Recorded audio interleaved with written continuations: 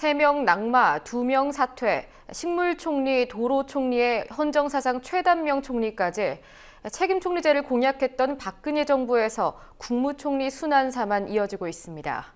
박 대통령 집권 3년차에 이르기까지 행정부가 단 한 번도 안정을 찾지 못한 셈입니다. 박근혜 정부의 총리 순환사를 권현주 기자가 정리했습니다. 이른바 성완종 리스트에 이름을 올려 비리 의혹에 휩싸인 이완구 국무총리가 어젯밤 사의를 표명했습니다. 역대 총리 중 가장 단명한 총리라는 불명예를 얻게 됐습니다.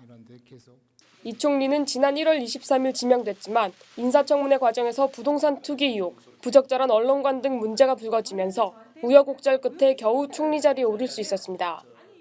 2월 17일 취임해 4월 21일 사의 표명 시점까지 따지면 이 총리의 재임 기간은 총 63일입니다. 현재까지 재임 기간이 가장 짧았던 허정 전 총리의 임기인 65일보다 이틀 짧습니다. 다만 박근혜 대통령이 순방에서 돌아온 이후 사의를 수용할 방침이기 때문에 이 총리의 공식적인 재임 기간은 허정 전 총리보다 늘어날 수 있습니다.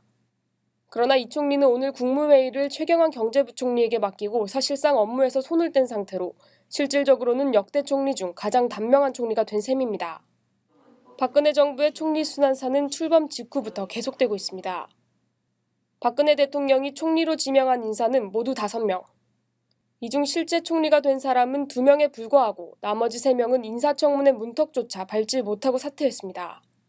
2000년 인사청문회가 도입된 이후 낙마한 총리 후보자 6명 중 절반이 박 대통령이 지명한 인사였습니다. 총리 순환사는 김용준 전 헌법재판소장부터 시작됐습니다. 지난 2013년 1월 박근혜 정부 초대 총리 후보로 지명됐던 김 전 소장은 정관예우, 도덕성 논란 등으로 지명 닷새 만에 물러나야 했습니다. 이후 정홍원 총리가 취임했지만 세월호 참사와 관련해 미숙한 대처로 식물총리라는 오명을 쓰기도 했습니다. 정 총리는 세월호 참사에 책임을 지고 1년 2개월 만에 사의를 표명했지만 후임 총리 후보가 줄줄이 낙마하면서 사퇴할 수도 없었습니다. 세월호 참사 이후 지명된 안대희 전 대법관은 정관예우 논란으로 지명 엿새 만에 사퇴했고 이어 문창극 전 중앙일보 주필은 역사관 논란이 그의 발목을 잡았습니다. 정홍원 총리의 바통은 당시 새누리당 원내대표를 맡고 있던 이완구 총리가 넘겨받았습니다.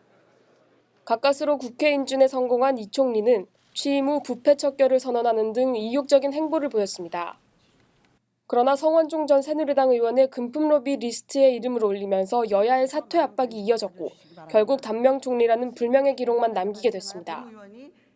박근혜 정부는 대통령 공약이던 책임 총리 구현은커녕 또다시 인사참사 논란만 키우고 있습니다. 국민TV 뉴스 권현주입니다.